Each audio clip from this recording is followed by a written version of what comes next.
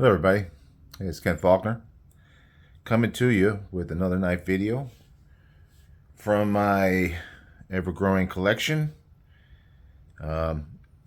This company I've always been impressed with. Just the fact that it's a small business. I mean, I think it's really important that we have small businesses and support them. There's so many Walmarts and Targets and Amazons and things like that in the world, which is fine. And boy, I'll tell you, I go to Amazon a lot. The convenience. But you can't always just rely on the convenience, because there's a lot of good people out there that are doing things like this that is just really impressive to me, and hopefully to you as well. American Blade Works, I mean, the name itself kind of represents. I know a lot of us in the community are big on American-made knives. I know some people are very hardcore about it, and I know that some people just feel like they just can't afford it. And I'm not judging any of that, but I think that in general that we admire American-made knives for the most part, even if we can't afford them. I mean, it's just quality and things like that. We all want quality stuff. I mean, it's just the way it is. But there's a cost related to it, and there's issues with making things in the United States. I think I've mentioned that before, that I feel like we don't as a government, our government doesn't support small businesses as well as they should. That's my opinion. Anyhow, I don't remember the guy's name. I know I've known it. Probably if I heard it, I would recognize it. But he's a man. I met him a couple times at Blade Show. He's always, been there working his booth, and his wife is right there next to him. That is just awesome. I mean, to me, and it should be, I think, for everybody. But I'm not going to tell everybody how to feel or think, right? So these knives are really amazing. Just that they are made in the USA, and the price point on this one was $200, and it's got MagnaCut. I mean, yes, it is micarta handles. I happen to love micarta handles. Titanium's great, but micarta just feels in my hand, just feels awesome. You don't get the ting. Sometimes you like to have that ting. But there's a little here. Definitely good quality. This guy does all his own work, and he does it with CNC, which is like a whole different skill onto itself. I think I'm pretty sure, I hate to, because my memory's so bad, I hate to say stuff and say this is exactly what it is, but I believe he's making his own screws and everything. I mean, I know that it's all USA 100%. But yeah, I mean, if you really have the equipment and the know-how to do it, you can do all this stuff. I mean, this cool little pivot, it's actually a D-shaped pivot. I mean, it's literally shaped kind of like a fat D.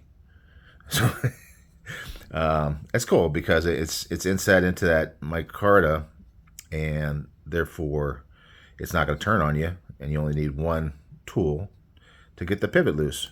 And he's putting little details, made in the USA, right there on the pivot screw. Not a lot of billboarding, but it's got an interesting knife. I've seen a few other knives like this with that kind of milling, where the CNC machine, from my understanding, is making passes. It's programmed, and they tend to run automatic on a program, and it's just going through and cutting, and the depth is getting deeper and deeper as you get down the bevel. But there's going to be some serious precision involved in that. Now, there's a beauty in handmade knives as well. When people are on a grinder, I think that's just, that's amazing. But I find this amazing as well. Obviously, I got a lot of patina on this handle.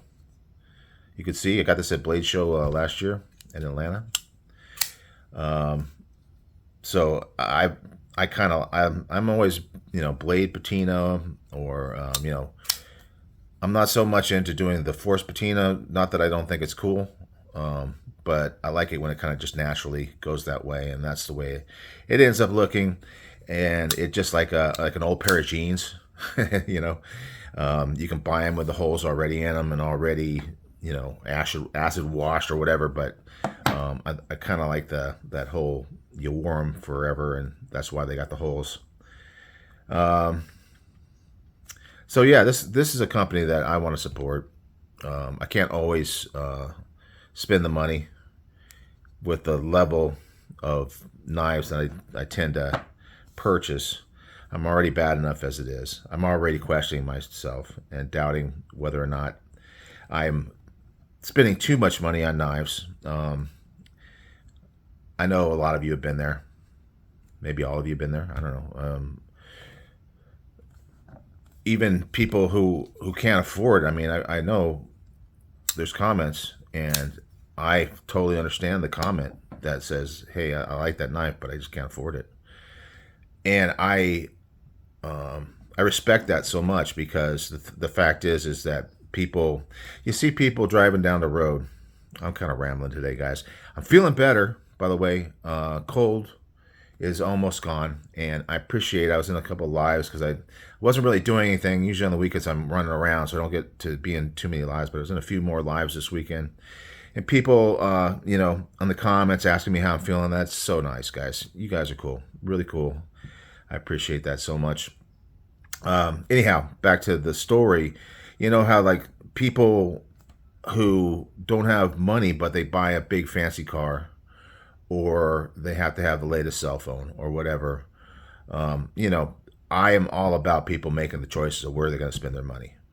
But I respect somebody who kind of knows their limitations. And I always kind of think to myself, am I really being smart about what I do?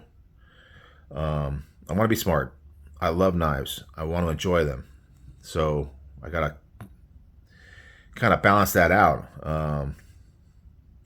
So I keep telling myself, yeah, I got to slow down. That doesn't always happen.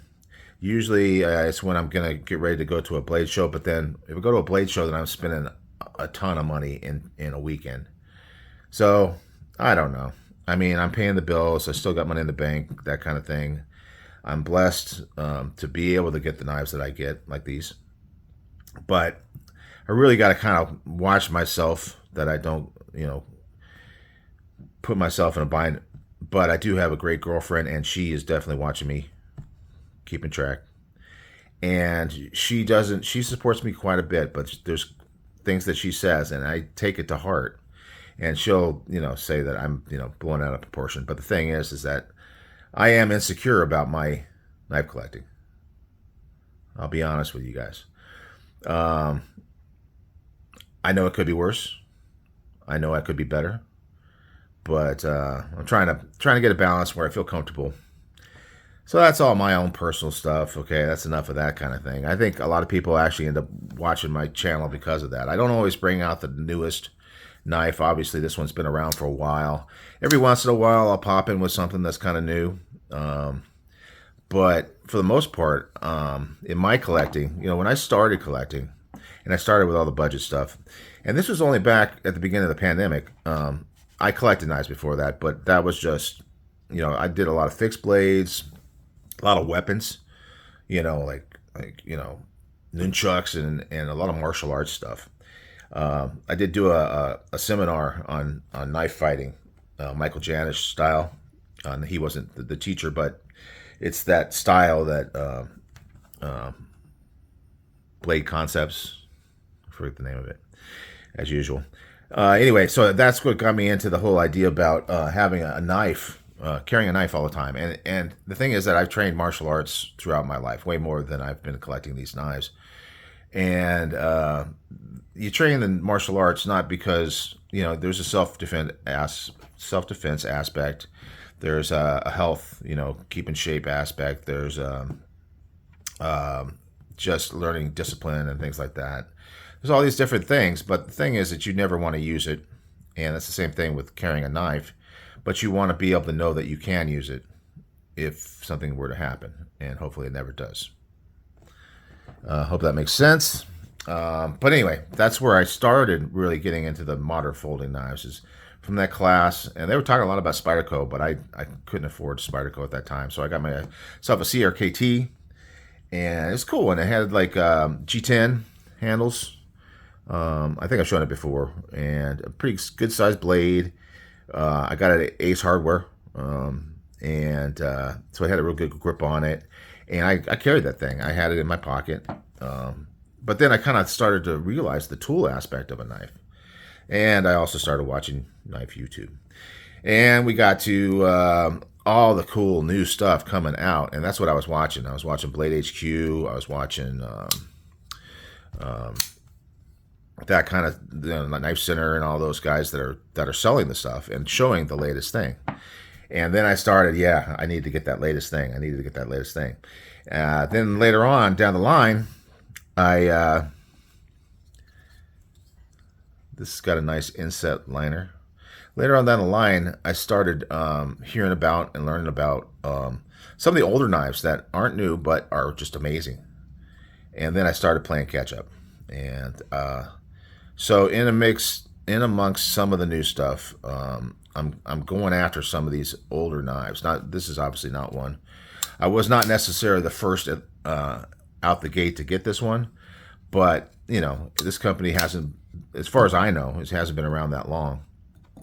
And but yeah, there's a lot of the older knives that I'm going after, like the Hinderers, just the XM18, and some of that kind of stuff. The Spartan Harsey folder. I mean, and these are kind of like somewhat grail. These are things that I heard about early on. I thought, man, that'd be great, but I just could not spend the money. And the reality is that I probably could have, like that guy that has the fancy car but lives in a small apartment, type thing. I could have prioritized my money to that, but I just couldn't bring myself to do it. I mean, I just at that point, but it slowly kind of crept in, and I worry that someday I'm gonna look at my bank account and say, what the heck did I do? Haven't got there yet, but we'll see. Haven't done Sezzle yet. I haven't sold any knives either. So, I mean, that's something, I know a lot of people do that. I think that's actually not such a bad thing. So anyway, American Blade Works, great company. I'm just a man, and I think it's kind of like his passion. One of my thoughts getting into this video is that I'm so glad that I'm not doing this as a business, meaning YouTube. And it's nothing against people that do, nothing against that at all. But for me and my own personal, I've mentioned this before, I am lazy. My setup is just like a stand here with my cell phone pointing down at the table. I kind of clear out everything. This is like not a dedicated room or anything like that. This is the coffee table. So I'm doing coffee table reviews, right? And I just put the camera up, set it up, take the picture for the thumbnail. Not a lot of work, I might have to rotate it, so it's you may have seen me before post a video that's sideways, and I go, oh my gosh, what did I do? See, lazy. I need to work for somebody. That's who I am. I know a lot of people are entrepreneurs, and I think that's amazing. I look up to that so much. Nick Edwards is a guy that's doing that right now, but he's going through those growing pains. If you're a big fan of his channel, like I am, you know that he's not putting out a lot of stuff. But the thing is that he is trying to build, and he's busting his butt to do it, to build a business.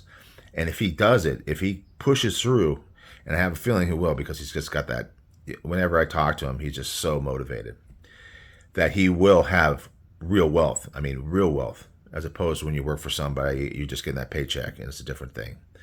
So I really am rooting for him. I want to hear that great story at the end of the day. Anyhow, so yeah, this is really because of the fact that I'm not showing the latest and the greatest all the time, I don't think that, and just the way I do it, I mean, I'm not editing, I'm not doing all those other stuff. I'm never really going to make a ton of money on YouTube. I never have made a penny as of yet, but it kind of seems like I'm just going to keep doing it. And who knows, maybe it's some time I might get monetized, whatever the hell that means. I have no idea. But I mean, other than I got a general idea from what other people talk about. But I was so lazy on this video that I do have two of these. I did keep the other one. I'm sure I have it around somewhere, but I didn't want to search it out. In fact, looking for this knife, I had this on the table because this is new to me. This is a newer one to me. This is also American Blade Works. Yeah, but you can see, talking about that micarta, this is the titanium. And again, he's got that cool milling, a little bit more obvious. You don't want to have this kind of rough texture on your blade. I have never noticed that texture on the blade causing any problem with cutting. I know that was a thought that I had when I first saw it. Is that going to like make it hard to push through the cut? But it never has. But here you do want that grip because titanium can be slick. You either got to have a good shape to your handle. I mean, palm swells, all that kind of stuff, super important for grip, just length of the handle, all that kind of stuff. This does have that as well as having that milled in pattern, and that's nice. So this one is obviously the button lock version. Also in MagnaCut, it seems to be a thing that this man likes to use, and it's it's great steel. Obviously, I don't know that it's the one and only, the one you have to have or anything like that. Certainly, there's a lot of other great steels out there, but it's nice to have, definitely, for sure. And you can see the similarities of these, and they are very similar. And it's unlike me to get two knives of different versions of the same model. Not quite, though. This is not quite the same model. This one, I think, is what they call the model. This was the Model 1 V6. I guess he went through the Model 1 originally. I don't know what it looked like. By the time I got around to it, it was V6. I think that's where it kind of ended with those V numbers. Not sure. Again, lazy. Don't do a lot of research. But this one, from what I've seen, is called the Model 1 button lock. So it is definitely similar. But you obviously don't have that flipper on this one. It's got the thumb studs, which is cool. I do prefer that finger flick type deployment. This one does deploy very well and has a great detent. This one deploys very well for a button lock. It's got enough of a spring tension, or what do you want to call it, holding the blade in, that it pops pretty darn well. So anyway, it's got that. It's got the thumb studs, and maybe the thumb studs is because of the button lock. I don't know. It's a slight difference in the blade shape. I did kind of notice that if you kind of look at them up close, right where that thumb stud is, there's like a little bit of a hump that comes up that's not there on the flipper version. So the design of the blade is slightly different. Little things like that. But still, it's kind of odd for me to have two. This has just kind of happened to become available for me to purchase, and I was eyeing it, was thinking about it. I was kind of looking at the ones with the inlays, but this one was a used knife. I do tend to buy a lot of knives on just having a great deal and just buying it because of that. Either a sale, which happened the Labor Day weekend, and you'll hear about that later, or somebody is selling it and it's just a great price and it's hard to turn it down. And it's something that I've been wanting, or at least thinking about. I may not have paid full price for this one. I think this one, from what I've seen, is $330. So there's a big jump there. And I'm sure the button lock has a lot to do with it, especially when you're doing your own CNC. There's a lot more machining involved in that. Plus the titanium. Great knife. Obviously, like I said, I didn't pay that price. And it was kind of like a price that was kind of hard to turn down. So anyway, now I got two of them, and I'm thinking, okay, are they too close to each other or not? I'm still kind of on the fence on that. I've done giveaways, and I'm trying to up my game on giveaways, but these are pretty nice giveaway knives, and I just don't know which one I would be willing to give up though if I decided to do that. I'm not. This is not a tease because I'm probably not going to do it. I really do like both of these knives very much so, but the thought's going to be in my head. So who knows? You never know what's going to happen around here. Boy, long video, guys. Anyway, I'm feeling better. Thanks for all the well wishes. I want to show you these knives because I got this one recently, and I think it's very, very cool. And I think everybody likes American Blade Works, being a small American-made company that is really legit in what they're doing, and you know, a husband and wife team, kind of like a Very Good Knife Company, another husband and wife team. I have so much respect, even though I know I couldn't do it. I need to work for somebody because when I'm working for somebody, I feel that responsibility of, okay, I'm doing it for them. If I'm doing it for me, I'm lazy. If I'm doing it for somebody else, if I'm doing something for my girlfriend, for my kids, for whatever it is, that I'm doing in life, and I'm doing it for somebody else, I've always been willing to spend more money, spend more time, all these kind of things, and worry about it more. But for me, I'm lazy. At least that's the way I feel. All right, guys. Long video. I will wrap it up right now. And I hope you guys are having a great Labor Day. Just kind of running to the end of it. I'm finally getting better. So hopefully I'll be able to enjoy a little barbecue today and just good weather out here. And anyway, I hope you guys enjoy the rest of your weekend. And I'll see you later.